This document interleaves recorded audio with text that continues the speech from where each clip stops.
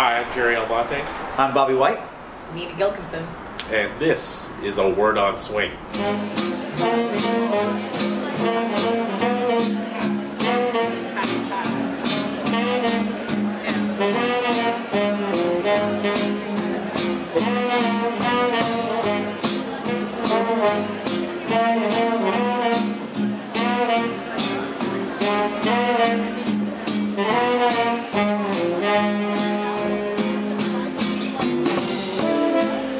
So Mobtown Ballroom, we should talk about that a little bit more in terms of developing new dancers, getting or attracting people, and then trying to get them to stay and get better. I mean, I think the thing about this city is that this city has, I mean, I love it here. I think it's great. But there are some really horrible aspects of the city. Our homeless population is enormous. Jobs are at an all-time low.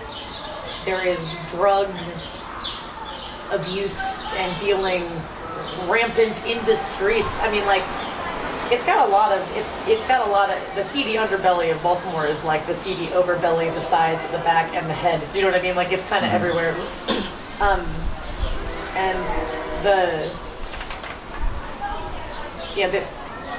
There's good and bad things about it. There's not really anything good about that, but one of the interesting things about that is that so many people in the city work to end all those things, that when they go out and do something fun for themselves, they really throw everything they have into it. I mean, we have a lot of dancers that are like social workers and like child advocacy lawyers and doctors and people that work in methadone clinics and people that work with the homeless, and when they're done with work of like, helping, single mothers with 3-month-old babies off of the street to get into housing, when they go out and want to have fun, and they want to go have fun. You know what I mean? And people do a lot of, people do a lot of normal jobs here too, but people do a lot of selfless jobs here, and I think that's one of the reasons we have people that are so committed to some of the stuff that we do, is because they kind of found a place that they can just like let loose and do whatever they want, and there's not a lot of, there's not a lot of weight to swing dancing, right? There's not like, the heaviness, I'm doing such an important thing, right? It's just like a thing that's fun and entertaining, and you meet people, and theoretically is very gregarious and interesting, I kind of don't really remember your question. Yeah, well, just to follow up on that, so it gets them here. So it kind of explains like this very eclectic crowd that makes up the Mobtown Ballroom. Earlier today we were at an open practice, which you guys have been doing, trying to get them to get better. You're just talking about your just general, I guess you call it strategy, trying to get people that they've found Lindy Hop and they've decided like this is going to be a thing. What your general strategy is in trying to nurture that. Yeah. Well, I think we've been fairly short-sighted in a lot of ways in Baltimore, because Michael and I both came from other cities with other scenes that were a bit more serious and like a bit more intense in the like, it's time to get better and be awesome and do contests, and you know what I mean, and like a little bit more like maybe competitive is a word that I'll use, I don't know. But I won't put my words in Michael's mouth, but at least for me, I was like, I don't really want that. I want something that's really fun. And so we kind of swung the pendulum pretty hard in the other direction. We were like, it's all about fun. Fuck being good. Who cares about rock stepping? I don't care if you bounce on the beat. As long as you are dancing and having a good time, this is really entertaining. Which was awesome for a while, and I think one of the reasons a lot of the people that we have actually got hooked. And I actually, in hindsight, it was kind of a brilliant idea.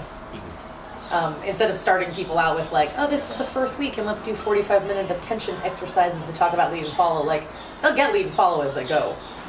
You got to have them be able to go social dance, because the other thing that you end up with is that, if you get people that are great at like tension matching but can't swing out, then what's the point? They're not going to keep coming to class to fucking do exercises. You know what I mean? They want to be able to go social dance. That's why people take classes in this. So So that's been really good. But now people are actually getting really good. And we haven't even been focusing that much on that stuff. So open practice was kind of an idea that we didn't even have. Two of our dancers came and just said like, hey, we talked about it. We were like, we want to give some free time, like open, free, just the ballroom's open for people to come practice, but we don't really have time to do it. And so two of our dancers came and were like, we'll do it. We'll be there and we'll help people.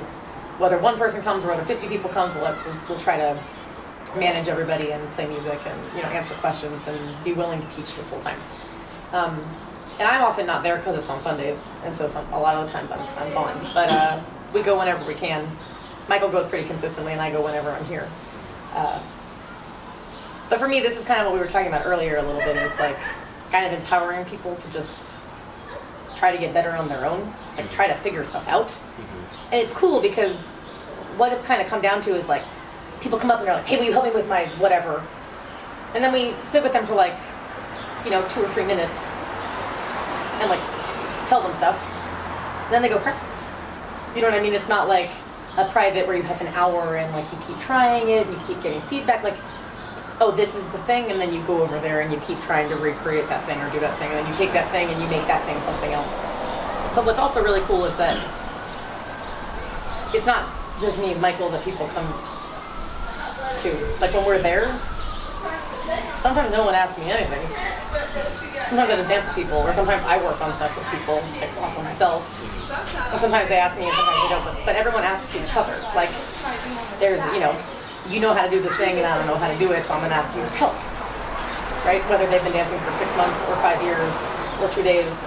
Like if you can do something and someone else can't do it and you're willing to share it, people will ask you for that. And that's really cool because it creates a little bit more ownership over the scene, I think. Because now there's all these people that come to open practice, that people like Kelsey and Bambi, who are the people that have been running it, they've been working with them for like 6 months now. And so now they have a little bit of ownership over stuff, and the more people you can have having feeling ownership over the scene, the better it gets. You know what I mean? Because everyone has a little bit of a stake in it, and they care whether it succeeds or fails. Yeah. Which is cool. Yeah. Also, a free place to dance is great. Can't argue with that. All right, so if you had 1 minute to tell me, let's say I'm a person who wants to make my scene have a better sense of community than it does. And you only have like a few minutes to tell me like what the most important thing is in your opinion. What do you think it is? I don't know if there's one most important thing, but I think there's a few. And I think that it's not creating a big gap between you and your students. They're all just people trying to learn how to dance and dance with each other. And I think that the scenes that do the best are the ones where the teachers are not these like weird demigods, but they are people that have this skill that you don't have, and they're willing to show you. They're willing to show you. You're paying them to show you. That's your job. But like, we try to do a lot of stuff where we actually get to know our students. So we like have parties at our house and invite them, and all of them, and like 3 times a session we go out and sing karaoke, and we invite all 3 of our Lindy Hop classes. So it's like 120 people or something, to go to this little stupid, hilarious, awesome dive bar and sing karaoke, because that is the great equalizer. You might not be able to swing out, but boy, can you sing hard. You know what I mean? Or like, and everybody's very nice to each other about it too. So even if you're not good, we're like, yes, nailing it. You know what I mean? Like, boy, can you sing loud? That's great. But I think that's a really good thing. Like actually having a relationship with those people, because I mean that's the thing, is that community is a group of people you have a relationship with. And I think a lot of times we try to make this community with like hierarchies for like, well, I'm allowing you to be in my presence right now, and like that, people don't stick around for that stuff. They don't like that. I mean, who likes that? Nobody likes that. And I think that, for me, not even in a strategic way, but in a like, I'm going to spend a lot of time with you people kind of way, I would like to get to know you so that we can talk about stuff that's not Lindy Hop, or even that is Lindy Hop, you know what I mean? But it's nice to actually get to know people so that when you go to a dance, it's not like, oh, this is full of my students, but this is full of my friends, or at least my acquaintances that I can say something to. Like I know something about them, and they know something about me that's not just me that teaches me Lindy Hop on Wednesday nights. So for me, I think maybe that is the most important thing. I think that's the most important thing. It's having a sense of community outside of dancing. You can actually commune. Now, piggyback on that. In terms of we were talking about, and you just mentioned the concept of having the concept of hierarchies. And one of the things one of my current theories about the scene is that the scene in general, however you want to define it, the Lindy Hop scene, nationally, internationally, is that I believe it's actually smaller than it was 10 years ago when we had that big boom. Yeah. And everyone was in it. I think it's smaller than that, but however, I feel like the distance between, I think the only way to describe it is the classes, is become very big. Yeah. So it used to be where we could go to the Ithaca Exchange, and Sky would be there, Mona would be there, Mona would be there, and just dance with them. It would just be part of the crowd. But now Sky's the unicorn. Is the unicorn? He comes in every 100 years on a full moon and cries on someone and then leaves into the forest, only to snuffle oats from someone's hand 100 years later. Yeah. So I was just wondering, have you noticed something like that, and how do you feel? I've totally noticed that, and I don't like it. Yeah. I mean, for anyone that's ever talked to me, I'm a fairly friendly person. I enjoy talking to people, sometimes more than dancing. I like hanging around with people, really extroverted. And for me, it actually is really hard because it's harder for me to at lunch at a workshop weekend, go sit down with a group of people and just talk to them. It all of a sudden turns into an interview. People are like, "So Nina, tell me about blah," and I'm like, "Okay, why don't you tell me about blah? What's your name? Who are you? Let's talk." It's kind of cool in a certain. When I actually think about it, it's kind of cool in a certain way to be I'm gonna use this term extremely loosely, but famous, right? People that I do not know who I am. Yeah. Let's call it that. Yeah. You're a celebrity. It's like a D-list celebrity.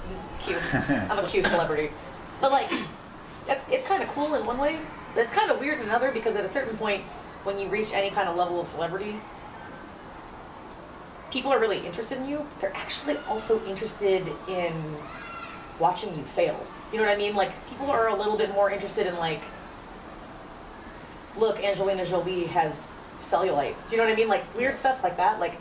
People love that weird drama. People want to follow the who's dating who and who's breaking up with who and who's and I think that's a real bummer, because you don't get to be part of the crowd. You don't get to be a part of something. You are a little bit on. You have a little too much focus on you sometimes, and that can positively or negatively affect the scene depending on what you're doing. Yeah. And so, for me, other than the sense that it's a little uncomfortable to have that kind of attention, it's also I have to think really hard sometimes about what I don't do a good job of it, but I have to think sometimes about what I do, because I'm this could actually affect things. My actions could actually affect things. People are watching them, and they are paying attention to what I'm doing. You know what I mean? If Joe Schmo beginner gets super drunk at a dance and dances around, no one gives a shit. Yeah. You know what I mean? But but if I do it, it's probably gonna be on YouTube. That's interesting. I don't know. It's just an interesting thing. I think it's really sad, though. I think that without new dancers, we don't have a scene. Yeah. If no one new started dancing, if the last person to learn Lindy Hop has started, we're fucked. Yeah. You know what I mean? And the good dancers are good for the scene and they're inspiring, but the new dancers are actually what keep the scene energized. It's the only thing that keeps it interesting. Yeah. Because being a good dancer is exciting in its own way, but learning how to spin twice for the first time, I just did 2 turns in one move. That's the most exciting thing that will ever happen. Do you know what I mean? It's the highs are so much higher when you're a new dancer. Yeah. And they bring an energy that is completely unparalleled by anybody else, I think. Yeah. And I think that, that's something that we've lost a little bit of sight of because of, what did you call it? the cult of the traveling Lindy Hopper. Yeah. Whatever. You know what I mean? Like, everyone's aspiring to be famous, and if everyone's famous, then no one's famous again. Just so we're clear. Do you know what I mean? Like, it is all relative. Yeah. If 70 people in your scene travel and teach Lindy Hop professionally, you're actually no longer interested anymore. Yeah. And that's the thing I think people don't realize is that, like, you know how you become an interesting person? You do something different than everybody else. You don't do this, like, if something has already been done 7,000 times, you're just the 7,001 person doing it. But if you go off and do something different that 5 people have done or 20 people have done, you're in a much smaller pool of interesting, and you can actually leave your mark on something. Now you talked about strategies or what you guys do here locally to mitigate that, you know, just to create a sense of community. Do you think there's a way to do something about that on this more national level, international level? I think if local teachers start telling their students that super good dancers are just people, they will believe you. I mean, I think if everybody in their own community took a stand and was like, yeah, you know what? Those people are super good at dancing. They are just normal humans. If you get to dance with them, cool. If you don't, it doesn't actually matter. You know what I mean? And like, if you get to say hi to them, you should. They're nice, or they're not. Don't talk to them, or whatever. You know what I mean? But I think that it starts at home. Like, it starts with people in their scenes watching YouTube videos and watching their teachers really idolize people, which is not a bad thing at all. Like, having respect for people and being inspired by people is amazing.